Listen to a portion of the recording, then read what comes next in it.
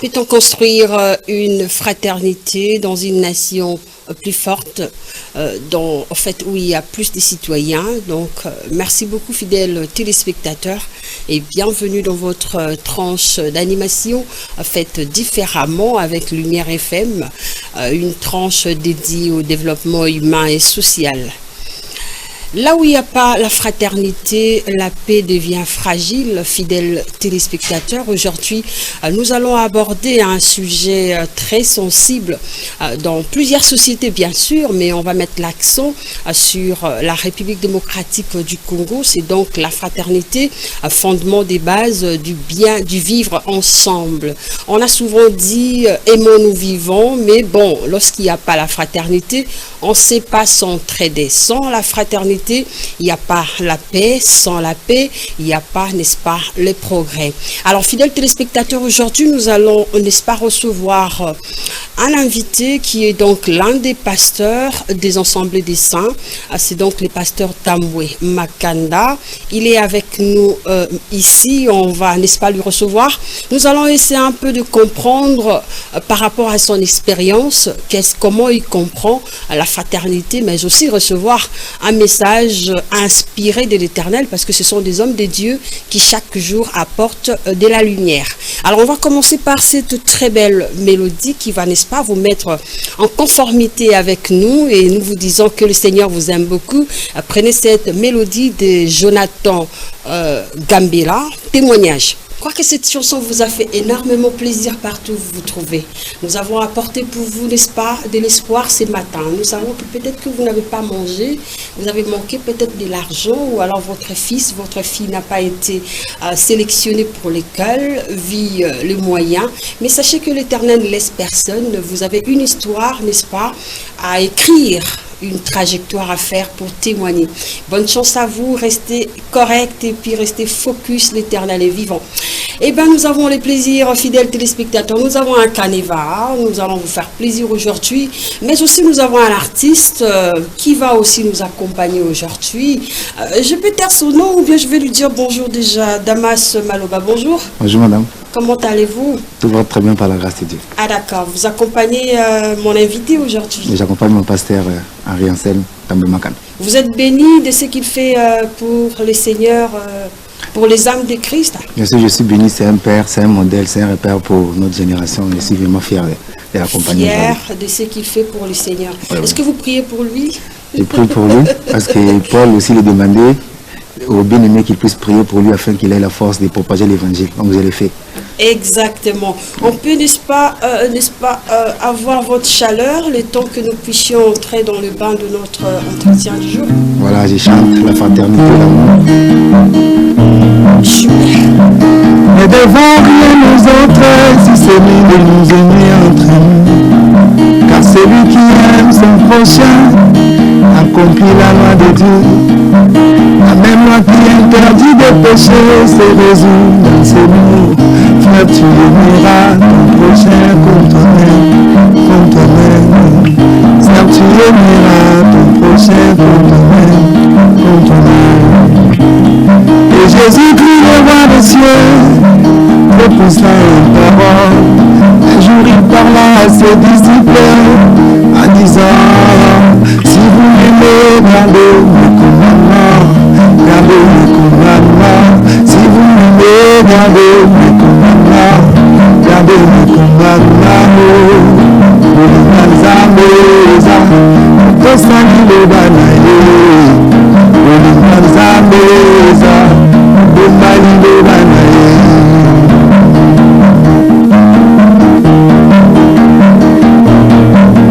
Okilekoyeba bozana nzambe, soki tolingani kofa. Tolingana, biso nyonso, totobenana, na mitema, lokola nzambe.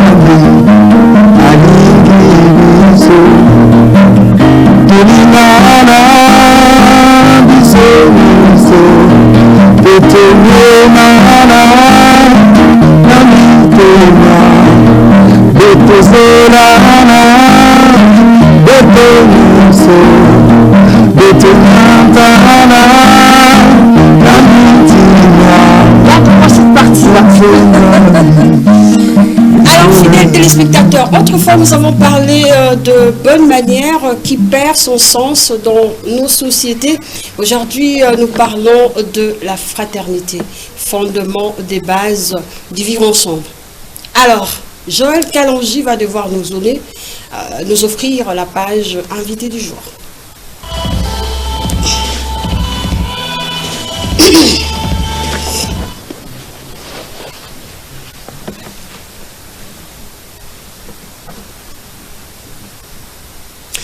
Dans un monde marqué par des divisions, des conflits sociaux, des pressions sociales, mais aussi des conflits, des divisions, la question s'impose.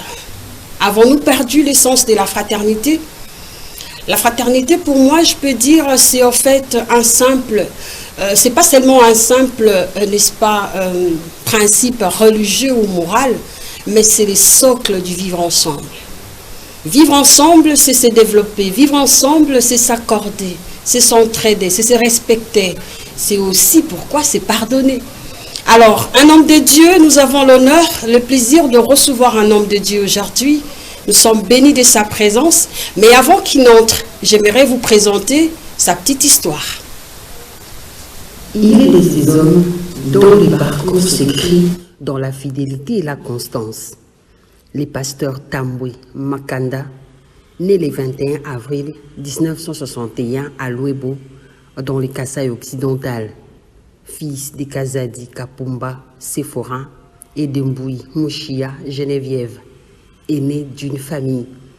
Il grandit avec l'essence des responsabilités et des valeurs spirituelles profondément enracinées. Son engagement dans l'œuvre de Dieu débute au début des années 80 à l'église Bethel, où il reçoit la révélation de la parole à travers la prédication du pasteur Kazadi Mataï. Touché, transformé, il commence aussitôt à prêcher l'évangile.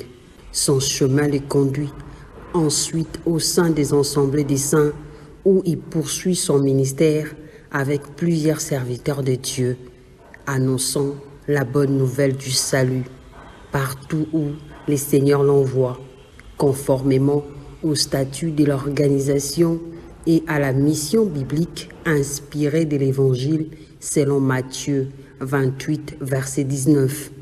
Allez, faites de toutes les nations des disciples. Missionnaire chevronné, il parcourt les provinces de la République démocratique du Congo et d'autres pays, partageant l'évangile avec conviction et humilité. Son ministère s'étend notamment entre Kisangani et Kinshasa, où plusieurs églises bénéficient de son encadrement spirituel.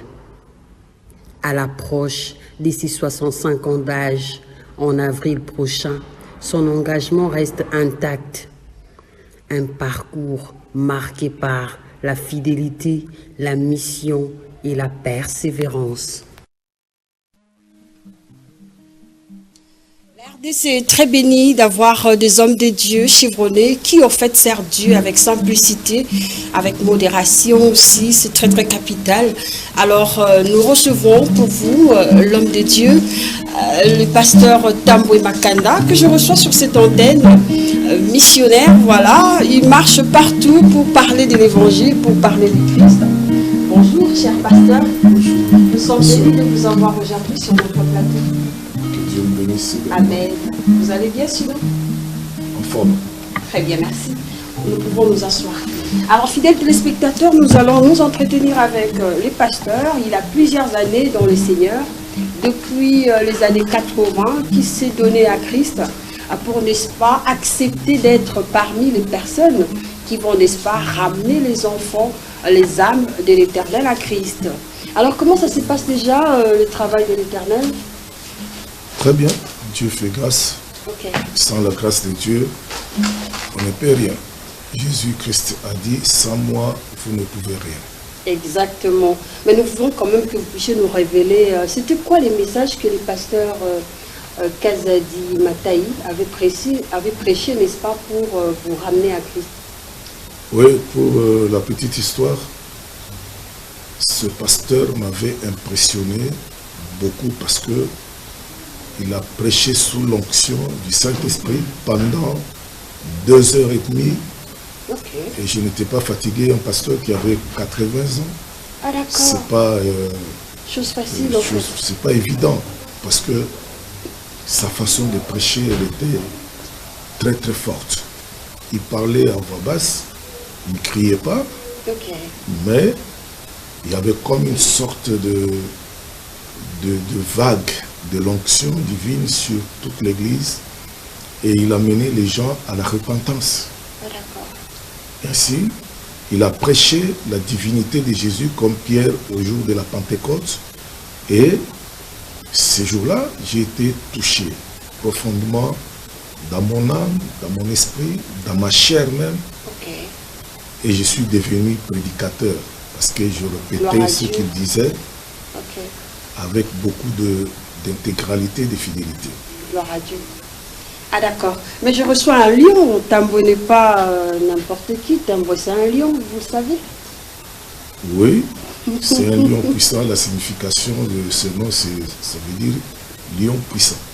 Très bien. Je pense que vous avez transmis ces valeurs ou alors ces significations dans l'œuvre du Christ. Bon, totalement. C'est difficile de parler de moi-même parce que la Bible dit qu'un autre te loue. Oui. Plutôt que ta propre bouche. Je préfère les témoignages des autres que le mien. Il est vrai que ce que je ressens lorsque je prêche la parole de Dieu, c'est l'assurance et la détermination. Exact.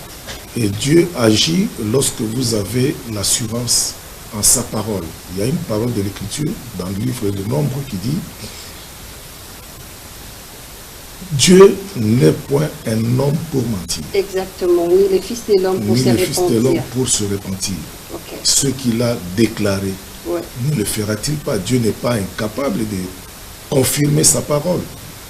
Dieu n'est pas incapable d'exécuter sa parole. Exactement. Ce qu'il a déclaré, il est capable de le faire. De le faire. Ce qu'il a ordonné, lui-même Dieu, on ne dit pas que c'est un homme. Parce qu'un homme n'est pas capable d'accomplir la parole de Dieu, elle n'est pas à la hauteur d'un homme. Exactement. C'est Dieu lui-même qui est capable d'accomplir sa parole. Voilà pourquoi l'apôtre Paul dit que ce n'est plus moi qui vis, c'est Christ qui vit en moi. C'est-à-dire ce qu'il était en train de faire, ce n'était pas en réalité lui. Lorsque Dieu est dans un homme, il se sert de cet homme comme un instrument. Très bien. En réalité, en l'homme, c'est l'esprit. Alors, quel est le verset biblique qui vous accompagne tous les jours? Le verset biblique qui m'accompagne tous les jours. Chaque jour, je prêche la foi. Ah, très bien. Je prêche la foi parce que la foi, c'est un fondement. Exactement. Et ce fondement vient de la parole de Christ. Super. Je crois en cette parole de Christ qui dit que il est le secours qui ne manque jamais dans la détresse. Pour preuve, lorsque un jour Jésus a ordonné à ses disciples de traverser avec la barque de l'autre côté, à l'autre rive, il les a laissés partir expressément parce qu'il avait une démonstration à faire ce jour-là. Exactement. Lorsqu'ils étaient au milieu de la mer, bâtis par les flots de la mer et que le vent était contraire. Parce que dans la vie, il y a des vents contraires que vous allez rencontrer. C'est-à-dire de l'opposition dans votre vie. Exactement. Ça Maintenant, fait partie de l'histoire. Pour confirmer que c'est Jésus-là, il est Dieu, cette parole dont l'Écriture a déclaré qu'il est le secours qui ne manque jamais dans la détresse, si vous croyez cette parole de l'Écriture, vous allez vivre la puissance de Dieu. Et remarquez que Jésus est allé à la montagne pour prier. Pendant qu'il priait, ses regards étaient constamment sur les disciples qui évoluaient sur les eaux, des grandes eaux. Et au moment où ils étaient dans la détresse, le vent était contraire. Ils croyaient qu'ils pouvaient périr. C'est à ce moment-là que Jésus arrive. J'ai la ferme conviction que Dieu n'a jamais été en retard. Exactement. Il n'est jamais en avance. Il n'a jamais fait d'erreur. Il vient au moment opportun. Super. Parce que Jésus disait toujours, mon heure n'est pas encore venue. Il y a le temps des hommes et il y a le temps de Dieu. Exactement. Les hommes sont souvent pressés d'aller dans le temps. Lui, il est dans le temps. Il est lui-même le temps. Exactement. Il est lui-même l'heure. Très bien. Alors nous saluons, n'est-ce pas, le corps du Christ, l'ensemble des saints, partout où vous êtes, en République démocratique du Congo, à l'extérieur du pays, et le corps du Christ en général, mais aussi nos téléspectateurs fidèles, nous vous disons merci de nous choisir. Alors on entre maintenant dans le bain parce que vous avez parlé de Jésus-Christ qui, n'est-ce pas, était là justement pour accompagner ses disciples, non seulement d'accomplir, mais aussi de vivre les miracles qu'il avait apportés pour nous qui croyons en lui. Alors, la fraternité que vous avez mûrie de l'Éternel, comment est-ce que vous appréhendez cela sur le plan biblique et sur le plan social? Oui, vous savez, l'Écriture dit que nous sommes plusieurs membres dans un seul corps. Là, l'apôtre Paul a utilisé une figure de la nature, du monde, tel que nous vivons dans le monde. Vous avez un corps et plusieurs membres. Mais l'apôtre Paul, maintenant, déclare que le corps est composé de plusieurs membres. Vous voyez, nous sommes tous les membres d'un seul corps. Exact. Et les membres sont solidaires. Voilà pourquoi c'est un mystère de Dieu. De comprendre qu'en créant l'homme, l'homme que Dieu a créé était une pièce unique. Un corps unique. Et de ce corps, il a multiplié la terre. C'est-à-dire tous descendent d'Adam. C'est ça l'image d'abord première. Et Dieu a fait que les membres de votre corps, tel que vous êtes là, soient indissociables, inséparables, indivisibles. Lorsque vous manquez un membre dans votre corps, vous devenez soit infirme, vous amputez un membre du corps. Il y a un déséquilibre dans votre corps. Lorsqu'un membre du corps n'est pas là, il y a un déséquilibre. Voilà pourquoi la fraternité doit être comprise comme la solidarité. Les membres du corps sont liés. Ah, d'accord. Ils sont inséparables. Ça, c'est la première image naturelle, parce que la parole de Dieu dit que la nature elle-même ne vous enseigne-t-elle pas? Je vois que vous connaissez beaucoup d'écritures. Gloire à Dieu, nous sommes des enfants de l'Éternel. Amen. Et donc, c'est un mystère de Dieu, où on voit l'amour de Dieu. On ne peut pas perdre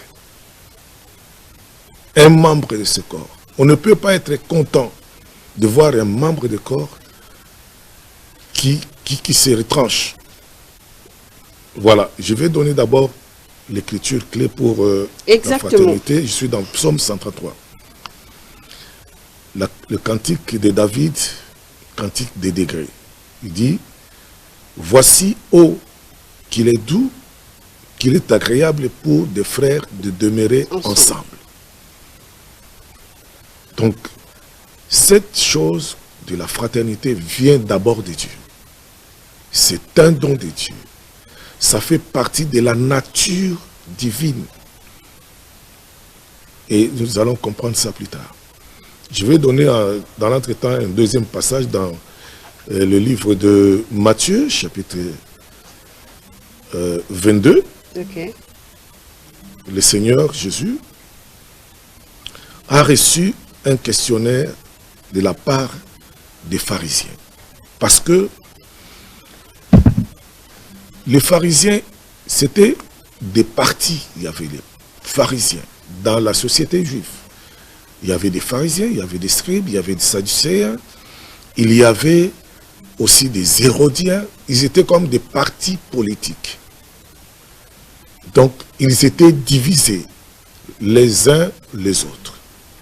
Maintenant, parmi eux, il y avait des érudits, des savants, des gens de la haute culture. Et ils sentaient qu'en Jésus, il y avait une hauteur de connaissance qui n'est pas de cette terre. Exact. Alors, ils se sont rassemblés pour aller défier Jésus. Ils lui ont posé la question de savoir quel est le plus grand commandement dans la loi. Aimez-vous les uns les autres. Jésus maintenant étant le maître de l'enseignement, parce qu'il n'y a personne dans tous les siècles qui peut dépasser Jésus. Dans l'enseignement. Oui. Le niveau de l'enseignement de Jésus était original. Jésus est le premier à appeler la mort, le sommeil. De par l'histoire, personne. Donc Jésus a donné de nouveaux concepts à la société, au monde. Aujourd'hui, si on dit que Liwa est allé Pongi, si quelqu'un dort, il va se réveiller. Vous voyez comment il simplifie les choses. Il appelle la mort le sommeil. Et c'est pourquoi il était capable de ressusciter les morts. Très bien. La mort, où est ton aiguillon? Voilà.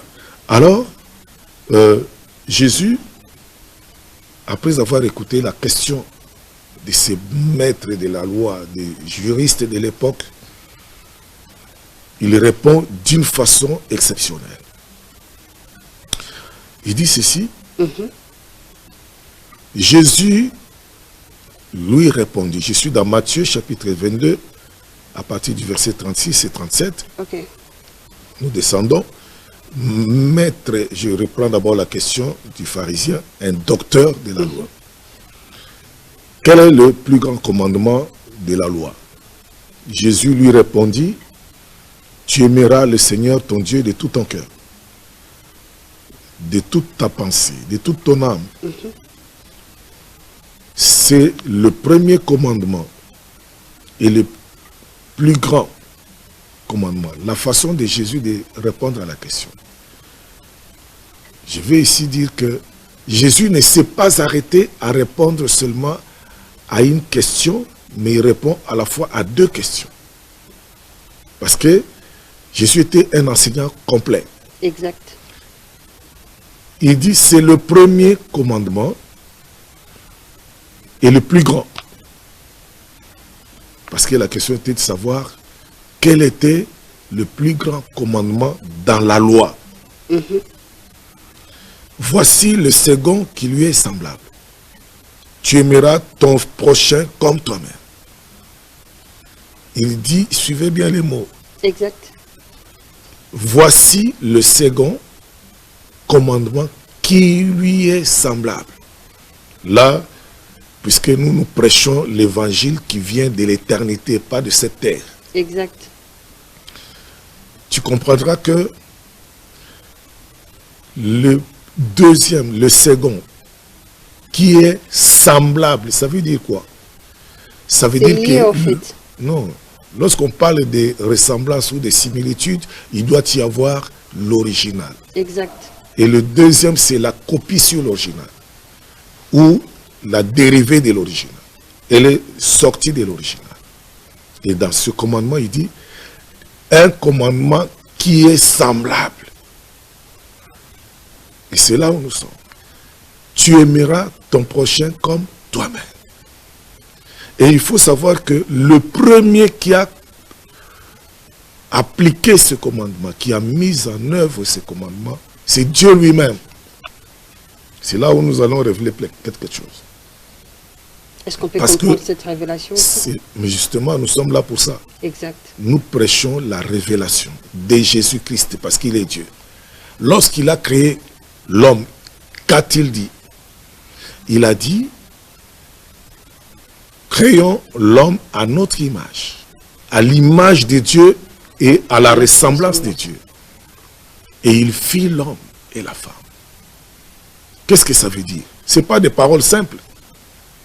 Parce que l'évangile qui vient de l'éternité doit révéler les choses de l'éternité, parce que Dieu lui-même, il est l'éternité, on l'appelle également éternel.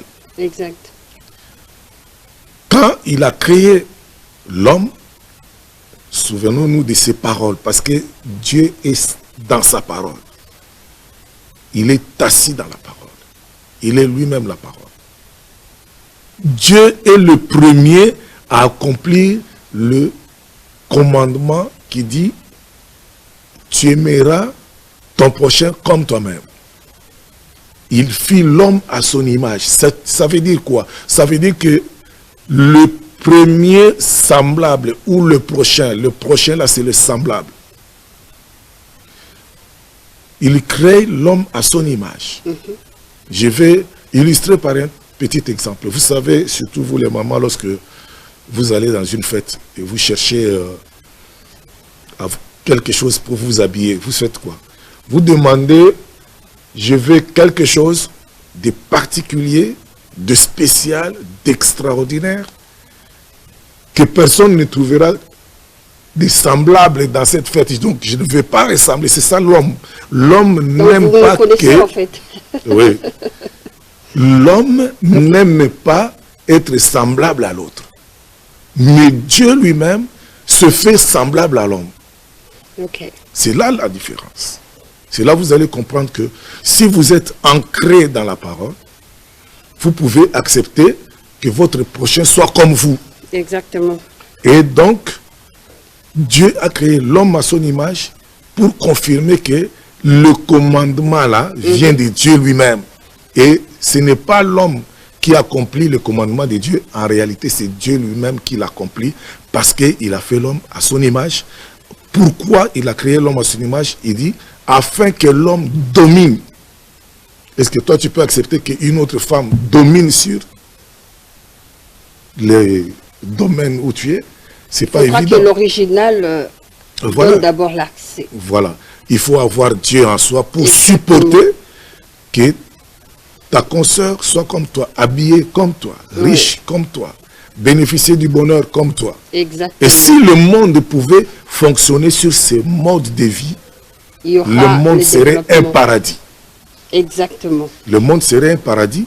Et remarquez, Dieu, après avoir créé l'homme, il fit le jardin d'Éden dans lequel il a planté tous les meilleurs arbres.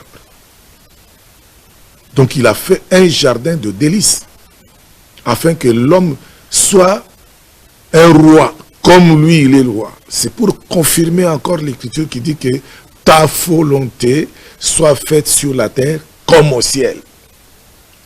Vous voyez? Très bien. Et Dieu a voulu que l'homme soit Dieu comme lui. Parce qu'il est son image. Alors en tant que leader d'opinion spirituelle, nous devrions quand même comprendre en quoi est-ce que la fraternité peut être un moteur du développement social. Écoutez, le monde même confesse que l'union fait la force. Jésus a illustré un jour en disant, si Satan était divisé, comment son royaume subsisterait-il? Une maison divisée va tomber. Une famille divisée va tomber. Un mariage divisé va tomber. Remarquez, une église divisée va tomber. Un pays divisé va tomber. Un royaume divisé s'écroule. Voilà pourquoi il faut que l'homme puisse comprendre comment cela arrive-t-il. Cette division, c'est lorsque chacun cherche son intérêt. L'Écriture dit que dans 1 Corinthiens chapitre 13, on parle de l'amour. La charité ne cherche pas son intérêt, mais celui de l'autre. Si l'homme intériorise ça, dans notre pays, dans le monde entier, il n'y aurait pas de combat. Le combat, c'est le combat d'intérêt. Les gens font des combats d'intérêt parce que j'ai envie.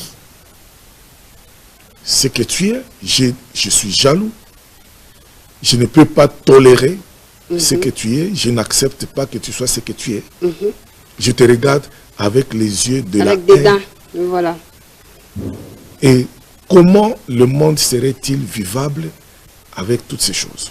Exactement. Les églises ne sont pas épargnées.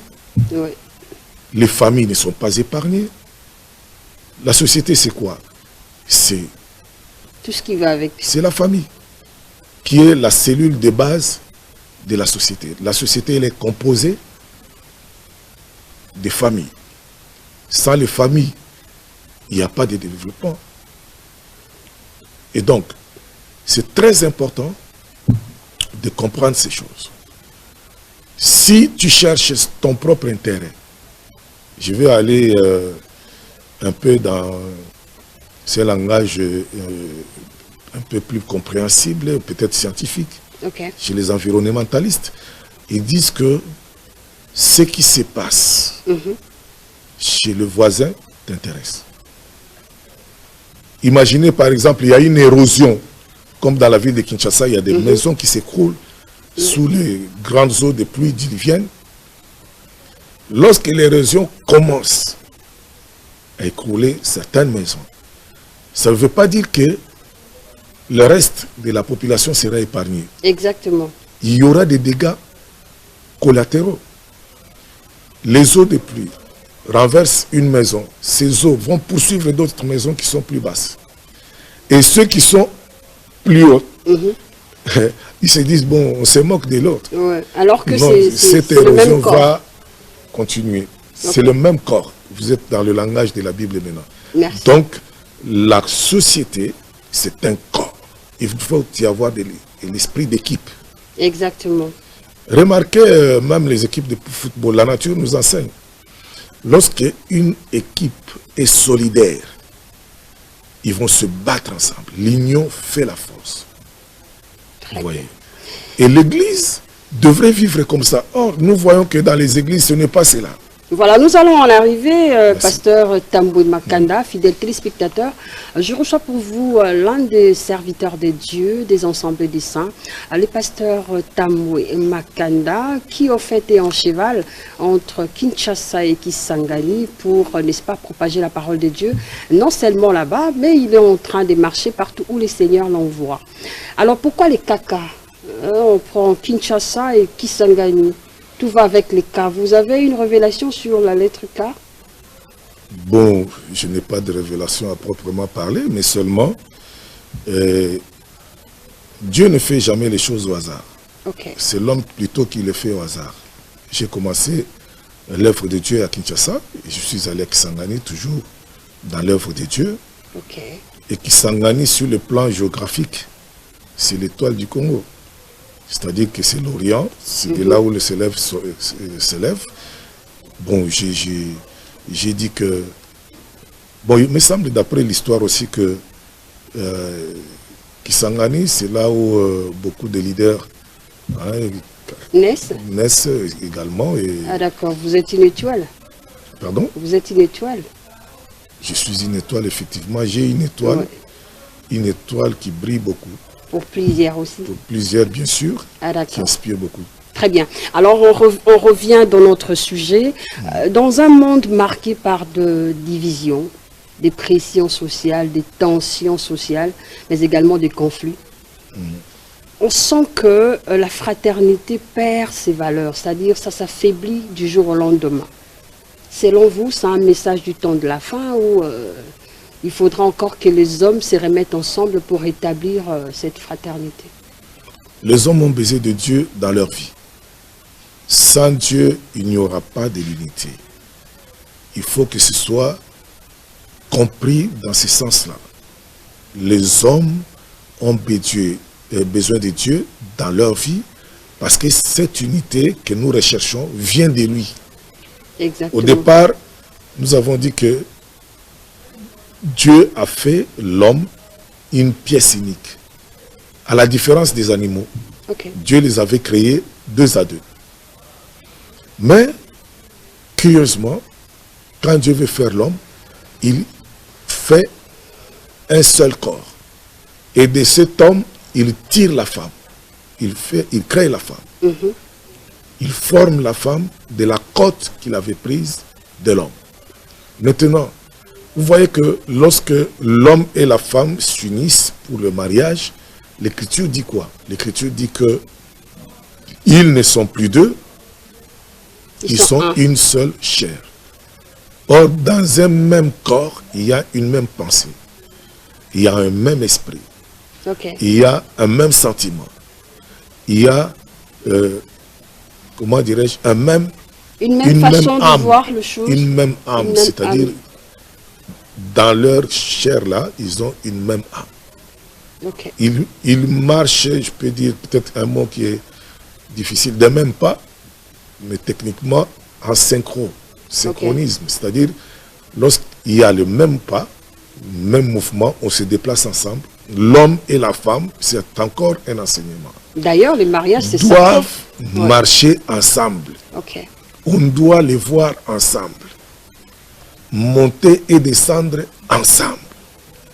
Mais cependant, vous voyez des hommes qui marchent, des fois la femme derrière, très loin, parce que la femme est devenue peut-être moche. Elle n'a plus Mais c'est sa femme, pasteur. Mais c'est sa femme. Mais nous voyons qu'il commence à y avoir des décalages. L'homme et la femme ne marchent pas tous les jours ensemble. Ils doivent marcher ensemble.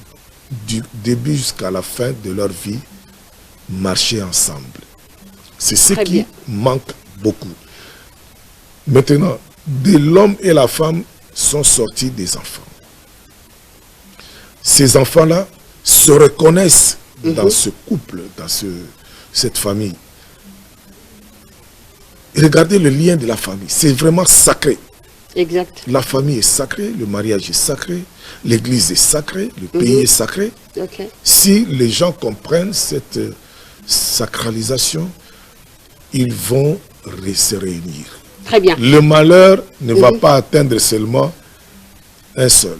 C'est ça l'ignorance que l'homme a, après avoir appris beaucoup de sciences, mais l'homme devient ignorant sur les valeurs humaines. Voilà, tu ne peux pas gagner un match seul, même si tu étais le meilleur joueur. Tu as toujours besoin d'un plus petit. Exactement. Vous voyez, maintenant, les hommes, le mal qui est souvent à la base des divisions dans notre pays, c'est les démons du tribalisme. Beaucoup peuvent penser que le démon du tribalisme est seulement pour une seule tribu. Mais Dieu ne dit pas ça. Un démon n'a ni chair, ni os. C'est-à-dire, il rentre dans un corps. Le lieu où des démons veulent vivre comme des microbes, c'est dans la chair humaine. Donc, un démon n'a pas de tribu privilégiée. Celui qui confesse ça, c'est-à-dire il est aveugle. C'est comme la prostitution. Il y a des tribus dans ce pays dont on disait, non, dans telle tribu, il n'y a pas la prostitution, il n'y a pas la débauche. Mais avec le temps, qu'est-ce que nous voyons? Le démon est entré partout. Donc le démon du tribalisme, ce démon-là se trouve dans toutes les tribus. Alors ça, c'est un élément qu'on peut échanger également prochainement, vu qu'on doit ouvrir. Parce que quand on parle de démon du tribalisme, est-ce que ça existe? On doit encore ouvrir ça. Mais j'aimerais vous proposer une pause, qu'on écoute l'artiste qui a prévu pour vous, c'est votre fils, bien sûr, Damas Maloba, qui a prévu pour nous en fait un cantique genre fraternité qu'on a écouté, pour faire la continuité, que le message passe. Nous sommes la chaîne du développement et nous faisons la télé différemment.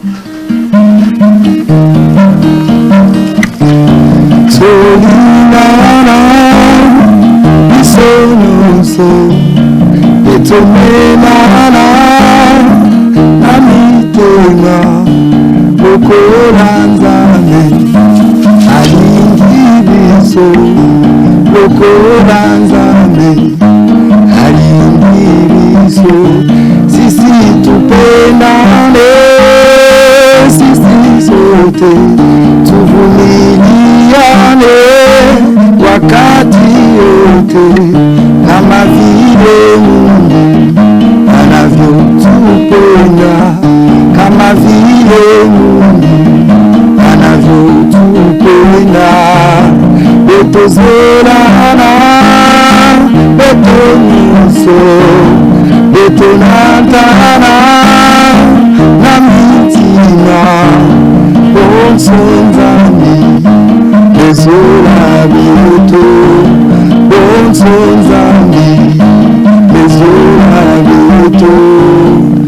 vous m'aimez, gardez mes commandements.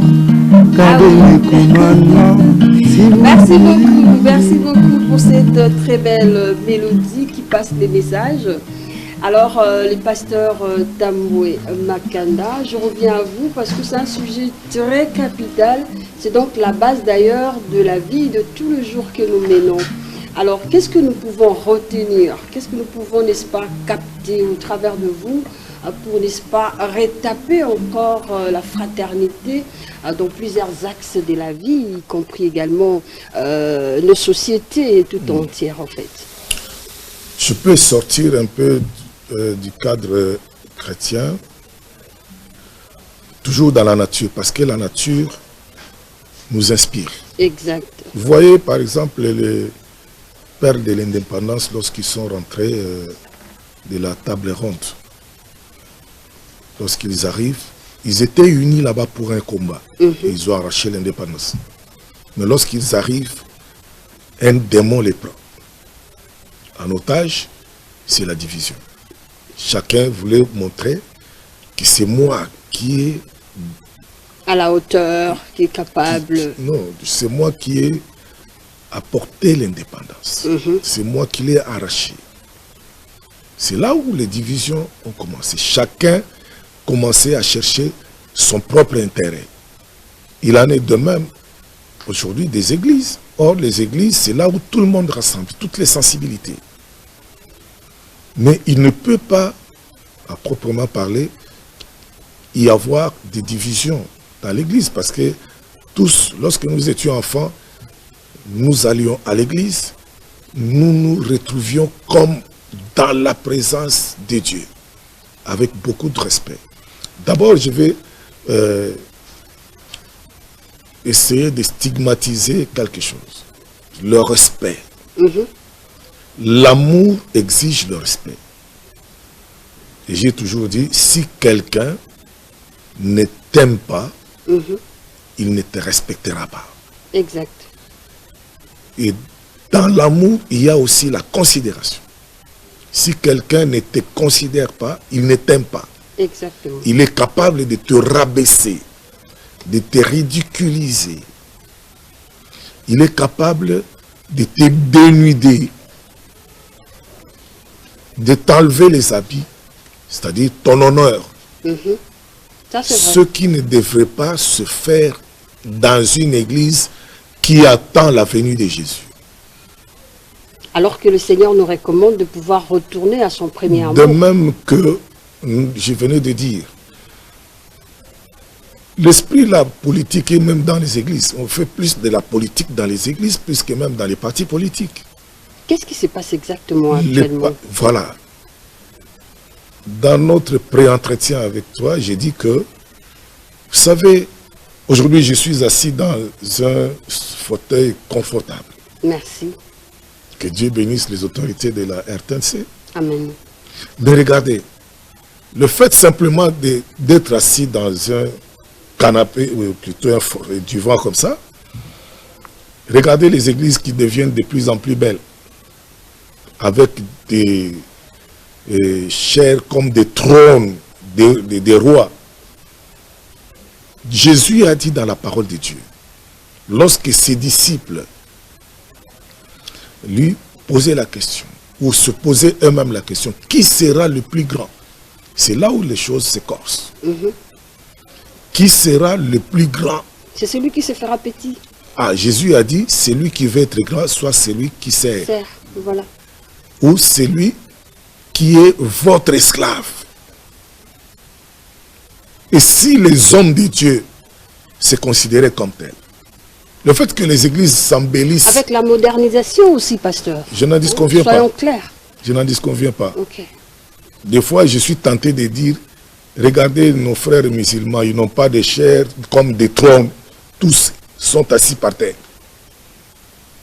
On s'humilie devant le roi. Il y a des luttes, des combats dans les églises parce que les chairs commencent à ressembler de plus en plus à des trônes des royaumes.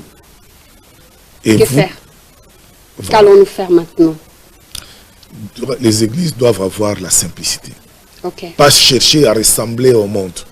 Très bien. Alors, on va courir derrière le temps, pasteur. Il y a une question pour terminer ton espace de notre sujet du jour, qui est donc la fraternité, fondement des bases du vivre ensemble. Alors, comment est-ce que les êtres humains, les leaders d'opinion religieux, politiques, sociales et j'en passe, peuvent mettre à la disposition des autres les dons, les grâces qu'ils ont reçues de l'Éternel, aussi les serviteurs de Dieu de toute race en fait. Je vais lire les Écritures. La parole de Dieu dit que, je suis dans Colossiens chapitre 3 verset 14, mais par-dessus toutes ces choses, revêtez-vous de la charité, qui est le lien de la perfection. Parce que l'amour, c'est ça la perfection. La perfection, ce n'est pas dans le fait de croire que j'ai beaucoup prêché, je suis parfait. Non. Tu peux avoir beaucoup prêché, mais tu manques l'amour. Le fait de prêcher l'amour ne signifie pas que tu as cet amour que tu prêches. Exact. Ça peut être, les gens doivent sortir de l'hypocrisie et s'aimer sincèrement. Surtout, j'insiste, dans les églises, parce qu'on dit toujours que l'église doit être au milieu du village. J'ai souvent suivi ça à la RTNC, l'église. C'est un centre de rééducation voilà, aussi. Bien entendu. Exact. Les gens ne l'ont pas. Il faut dire aux gens la vérité, que vous êtes des hypocrites. Vous prêchez l'amour que vous n'avez pas. Dans les actes, vous arrivez à vous haïr les uns les autres. Les hommes politiques doivent cesser également cette hypocrisie de se haïr les uns les autres. Et si les gens s'aiment les uns les autres, nous allons vivre ensemble. Longtemps. Et moi, je pense que c'est le menton qu'il faut déposer. Bien sûr, le manteau de l'hypocrisie. Oui. Et deuxième son de cloche, le travail du ministère. Écoutez, l'apôtre Paul dit dans Éphésiens chapitre 4, verset 13, jusqu'à ce que nous soyons parvenus à, tous parvenus à l'unité de la foi et de la connaissance du Fils de l'homme, à l'état d'homme fait à la mesure de la stature parfaite de Christ. Les hommes de Dieu doivent chercher, tout comme les fidèles, à ressembler à Christ. Pas à ressembler à un grand monsieur. Non, je veux être comme le pasteur. Voilà, le pasteur est sur le plateau de la télévision. Il est bien habillé. Oui. Je veux devenir pasteur parce que les pasteurs sont bien habillés. Ça, c'est superficiel. Alors qu'il a une histoire, il est passé par... beaucoup de péripéties. Exactement. Mais alors, non. pasteur, si nous voulons continuer, je pense qu'on va faire un autre programme pour essayer un peu d'en parler plus. Je suis disposé. Là, maintenant, nous voulons, n'est-ce pas, entrer dans ce que vous êtes en train de faire pendant votre séjour à Kinshasa. Oui. Vous êtes entendu pour expliciter devant les enfants de Dieu auprès du pasteur. J'ai eu des informations auprès du pasteur Emmanuel Toumba qui vous invite pour parler, n'est-ce pas, des livres. Les livres ouverts. Les livres furent ouverts. Dans Apocalypse. Chapitre Vous 20, êtes, verset 12. vous êtes déjà dans les temps de la fin. Oui, bien sûr que la parole de Dieu dit, elle nous donne des signaux. Ok. Dans les derniers jours, les hommes d'abord abandonneront la foi et ils s'attacheront à des esprits séducteurs. Ils seront fanfarons,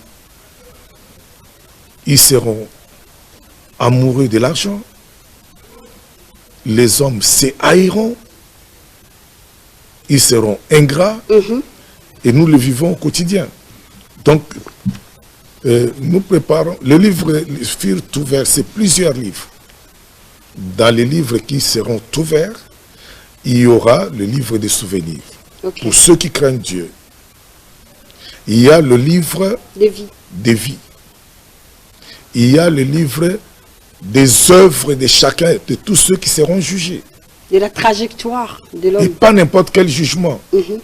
Et pendant que nous allons enseigner, les gens vont comprendre que pour qu'un acte soit inclus ou mémorisé dans les livres, je vais faire un signal. Lorsque il y avait des signes, des jugements dans la parole de Dieu, on instruisait aux sacrificateurs qui étaient aussi juges en Israël de mener des recherches avec soin pour qu'on inscrive un acte. Regardez, la vraie justice, c'est la celle de Dieu. Cette justice-là, lorsqu'on inscrit quelque chose dans un livre, c'est-à-dire l'œil de Dieu est là-dedans. Ce n'est pas tu es en train de mentir sur ton frère, parce qu'aujourd'hui les pasteurs sont devenus très doués à faire des campagnes de dénigrement les uns les autres. Les frères et les sœurs font des campagnes de dénigrement les uns les autres. Des choses qui ne sont pas vraies. Et cela diminue la fraternité. Exactement. Alors, vous regardez la caméra, nous avons été dans la joie d'avoir ces éclairages de par vous, surtout dans la Bible, parce que nous savons que des assemblées des saints, vous êtes vraiment chevronnés dans la parole de Dieu, vous êtes restés dans la vraie parole à dispenser au vu, au su de tout le monde, pour que les âmes de Dieu soient sauvées. Alors, la caméra est là. Adressez-vous à toute personne qui nous suivent, à la population congolaise, mais également aux gens qui sont à l'étranger. Comment est-ce qu'ils peuvent encore redorer la fraternité dans les lieux qui sont en train d'entreprendre? C'est la repentance. Chacun doit se repentir des mauvais actes afin que son dossier soit classé. Sur cette terre des hommes, tu peux commettre un péché. Mais pour que Dieu ne retienne pas ce péché dans le livre des jugements, il faudrait que chacun se repente. Car le sang de Jésus-Christ, qui est la grâce, qui est l'esprit de la grâce, est encore là, sur l'autel. Dieu va te laver de ton péché. Et je vais dire en même temps, pour que Dieu exerce sa puissance sur toi, la repentance, c'est la clé du royaume. Le message de l'apôtre Pierre le jour de la Pentecôte, après avoir prêché puissamment la divinité, il a déclaré à ceux dont le cœur était touché, repentez-vous. Très bien. C'est la clé. Merci beaucoup, pasteur Tamboué Makanda, d'être le nôtre aujourd'hui dans cette rubrique invité du jour pour nous expliciter sur la fraternité, fondement des bases du vivre ensemble, très capital. On a souvent l'habitude de dire « aimons-nous vivants, mais finalement nous ne sommes pas dedans ». C'est très important d'en parler. Mais vous n'avez pas l'air que vous aurez 65 ans bientôt. Vous avez l'air d'un jeune homme. C'est la grâce de Dieu. Je viens de faire des Quel est votre secret? Quel est votre secret? Mon secret, c'est la simplicité et aussi ne pas vivre dans les conflits. Avoir la paix du cœur. Okay. Et je voudrais rappeler notre rendez-vous de dimanche. Oui, dimanche, on va vous accompagner.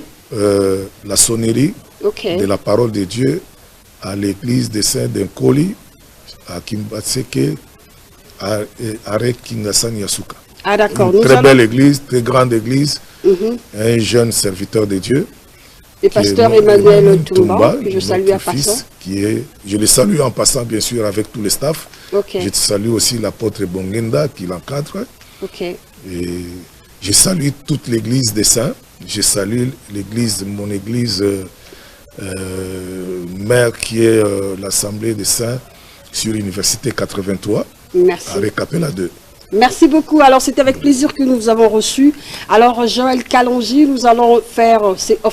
cet échange, c'est juste pour amplifier les développements de tout le monde, les développements personnels et les développements de nos sociétés. Alors, Joël Kalonji, vous allez devoir nous donner un élément que nous avons réalisé justement pour parler, anticiper le 8 mars.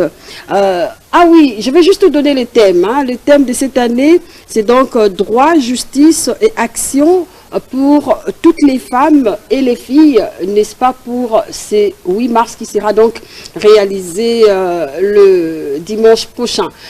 Pasteur, vous pouvez prier pour la nation. Dans 5 secondes, nous allons clôturer, s'il vous plaît.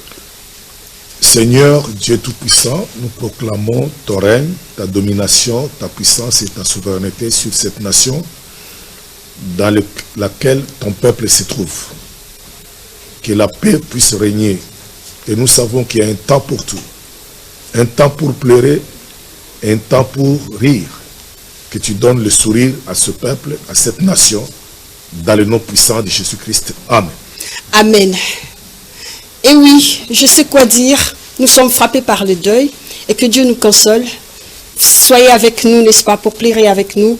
Mais finalement, cette tranche a été bénie de recevoir un homme de Dieu qui est dans la parole de Dieu, qui nous a bénis, qui a béni aussi les téléspectateurs, les personnes qui sont dans les hôpitaux. Aujourd'hui, on était dans la parole. Nous vous remercions infiniment. Sachez que la fraternité, c'est la clé de tout. C'est un kit complet. Portez-vous bien. Merci, cher artiste. On va reprendre avec le pasteur prochainement. Il a assez de choses à dire, mais on devait gérer le temps qu'on a. C'est le développement. Allez, portez-vous bien. Au revoir.